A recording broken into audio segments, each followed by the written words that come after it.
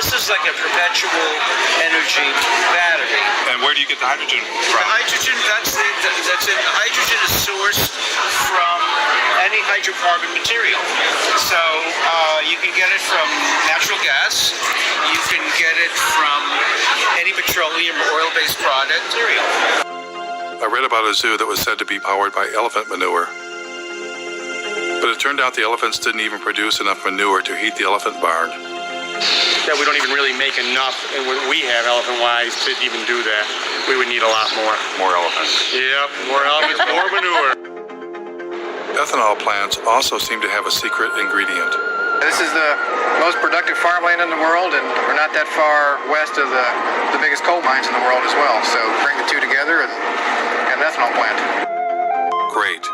So ethanol was reliant on two things: a giant fossil fuel-based industrial agricultural system to produce corn, and even more fossil fuels in the form of coal.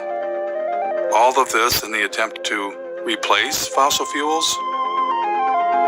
It was enough to make my head explode.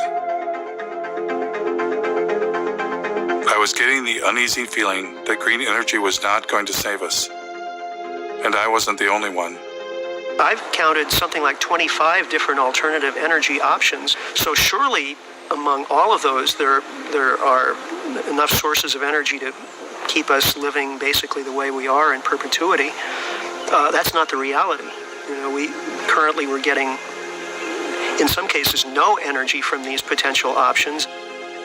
Richard York of the University of Oregon published a study in the journal Nature in which he posed the question, do non-fossil energy sources actually replace fossil fuels? Well, we implicitly assume often the substitute pushes out the thing you want to substitute for. What you find is nations that add non-fossil energy sources do not seem to see a particular suppression of fossil fuels. That's pretty mind-blowing. We've got billions of dollars being spent, and green energy is not even replacing fossil fuels. They don't even know that that's a question. The story that we're in right now is, okay, we're in ecological hot water, but there are technological fixes. And if we're just creative enough, if we're just ingenious enough, and if we just work hard enough, we will triumph. Seeking technological fixes one after another is simply going to lead us to another level of catastrophe sooner rather than later. We want to believe that these things are going to be available for us. So if we get a little worried and somebody comes up with a new thingy and promises that, you know, this will do it for us, we want to believe.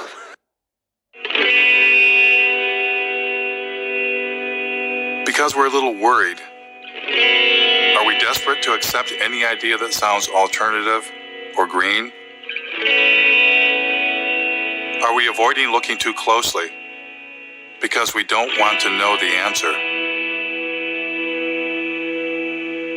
Ozzie Zenner, a visiting scholar at UC Berkeley and Northwestern University, was asking some of the same questions. I mean, I thought that solar and wind were probably very good solutions. I mean, it wasn't really even that long ago. One of the most dangerous things right now is the illusion that alternative technologies like wind and solar are somehow different from fossil fuels. Well, I hear a lot of the times that solar cells are made out of sand. Have you ever thought about solar panels? The main ingredient that makes them work is silicon or sand. This is the raw material chips are made of, sand. They don't use sand at all. So they use, I'll show you what. So this is one of the ingredients. It's actually mined quartz.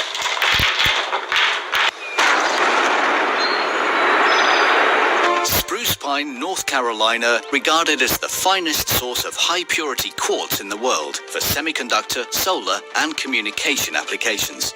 But you can't use sand because sand has too many impurities. So you start with a very high-quality quartz and a very high-quality coal. And then you put those two together into an arc furnace and you melt them. The quartz is then melted with coal in a large furnace at temperatures of up to 1,800 degrees. So you need more coal to do that. So I get another coal out. So when we melt these together, we get silicon metal and carbon dioxide. And the carbon dioxide just goes off and you got rid of the carbon, you're left with silicon metal. This is not clean coal. Not clean coal. Ozzie Zenner said it was an illusion that renewables were replacing coal or any fossil fuel. Environmental groups continued telling a different story. We've already seen more than 25% of the U.S. coal fleet has already either retired or is on a schedule to retire. Coal plants were closing, but Ozzie explained that well-meaning people were being misled. NV Energy is now going to go ahead and shut down the plant and go with renewable. One of the largest solar plants, and that's going to happen right behind me. Since you can't replace a coal plant with solar, they're actually replacing the coal plant with 2 natural gas plants. And natural gas is a fossil fuel. This is the Las Vegas cogen natural gas plant. This is one of the facilities that's replacing the coal plant that's being shut down. This is the Sun Peak generating facility. This is the second natural gas plant that was used to replace the coal plant. And you hear the same story in Iowa. Instead of using energy generated by coal-fired power plants, the solar farm will now avoid about 2.1 million pounds of carbon pollution. But then they're building a larger natural gas plant. This is a 650 megawatt natural gas plant. That's 4 times more megawatts than the coal plant over there that it's replacing. And they're doing the same thing in North Carolina, which was the subject of that Years of Living Dangerously series. Duke Energy operates a coal plant right outside of Asheville that is the biggest source of climate pollution in western North Carolina.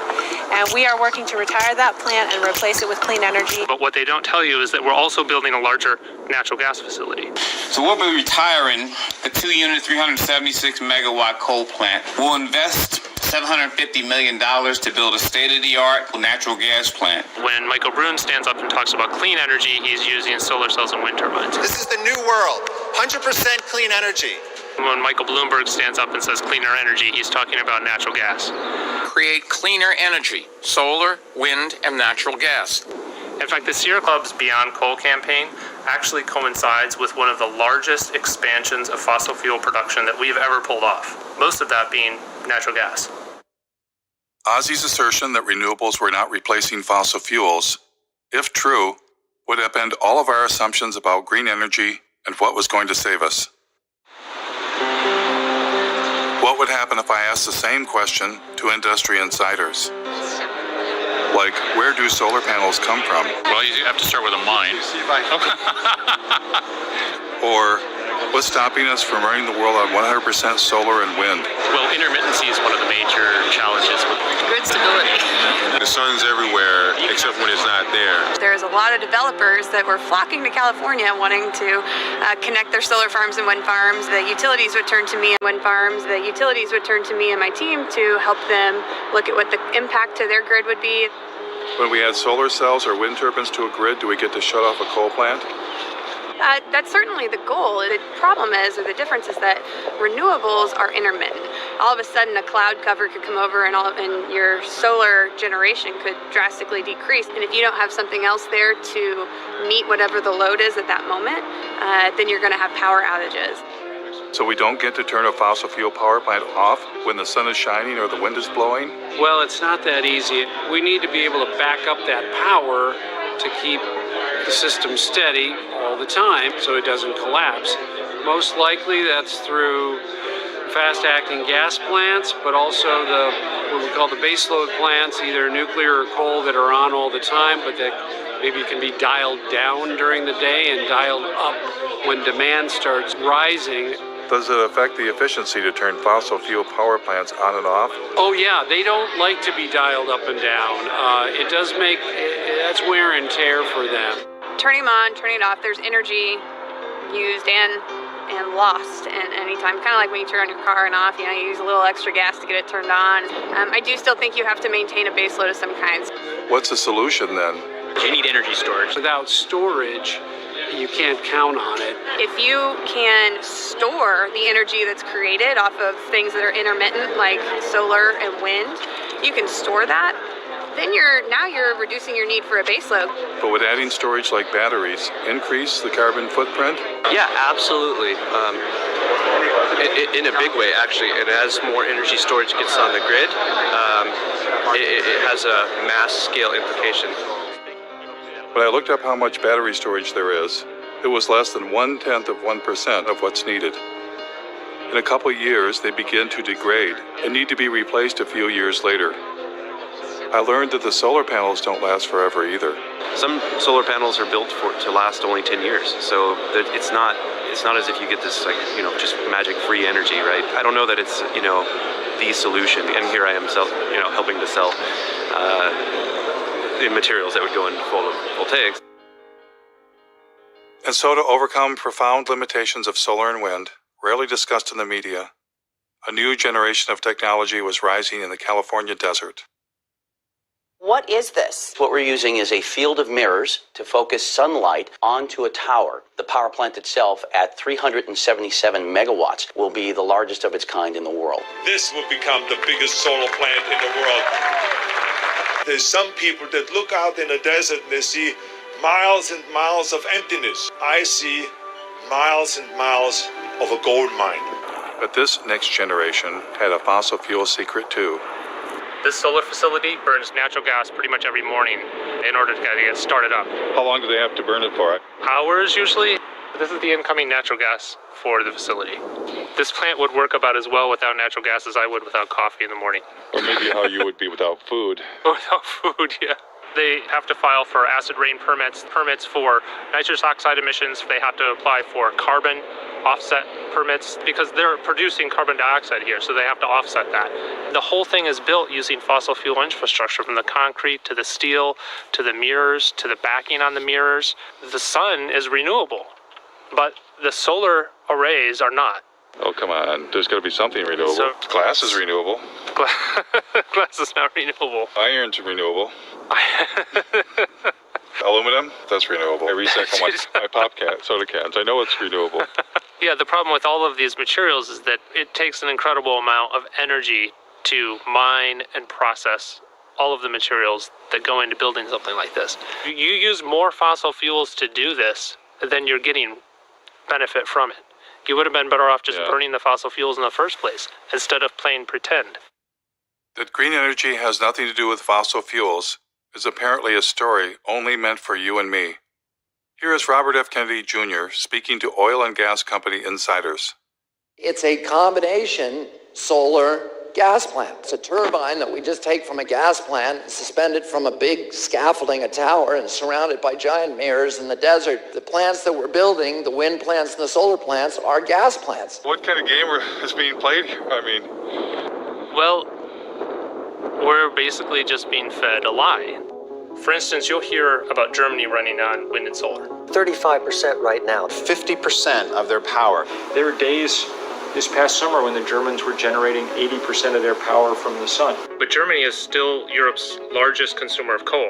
Aber wenn in dieser Region die meiste Kohle gefördert wird, dann ist ja auch hier der größte CO2-Ausstoß. Only a small fraction of their energy actually comes from wind and solar. In fact, Germany just built a large terminal to import natural gas from the United States. Elon Musk, the founder of Tesla, when he announced his Gigafactory battery plant, he said it would power itself with wind and solar energy. Through a combination of geothermal, wind, and solar, it will produce all the energy that it needs. But in fact, it has lines connecting it to the same electrical grid that we're all connected to.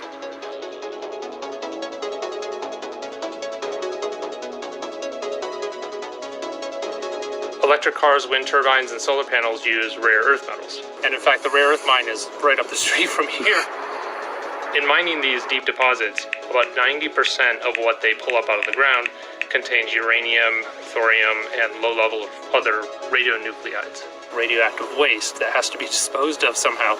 They kind of turn it into a paste and spread it over the desert floor. Well, that's good for the desert, right? Yeah, the desert loves that. Tesla's electric cars are built with aluminum, which uses 8 times more energy to manufacture than steel. They use lithium, which also rely on toxic mining, and even more graphite, which is one of the rarest forms of carbon.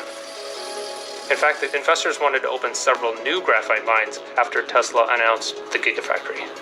Apple claims to be 100% renewable. We never stop thinking about what's best for the planet. We now run Apple on 100% renewable energy. All of our facilities worldwide. And they did chop down a forest to put up solar panels near their North Carolina plant. But they didn't disconnect from the grid, and they can't. Duke says energy-hungry companies like Apple can never go entirely off the grid. They're still hooked up to our grid. Despite all of the claims, I haven't found a single entity anywhere in the world that's running on 100% solar and wind alone. It turns out, you don't just need fossil fuels to run a place like Ivanpah. You need the devil himself. Or in this case, themselves. All of the mirrors that you see there are built by the Koch brothers, Guardian Glass Industry, a company that they control. Koch Carbon creates a lot of the inputs that are used to create the cement and the concrete and the steel. And not only that, they build the plants that builds polysilicon for solar cells. They have actually their own solar line called Solar Molex. From every step of the process, the Koch brothers are there. But they're the evil doers. Yeah, the funny part is that when you criticize solar plants like this, you're accused of working for the Koch brothers. That's the idiocy in all of this. This absolutely cannot extend civilization's life. This relies on the most toxic and industrial processes that we've ever created.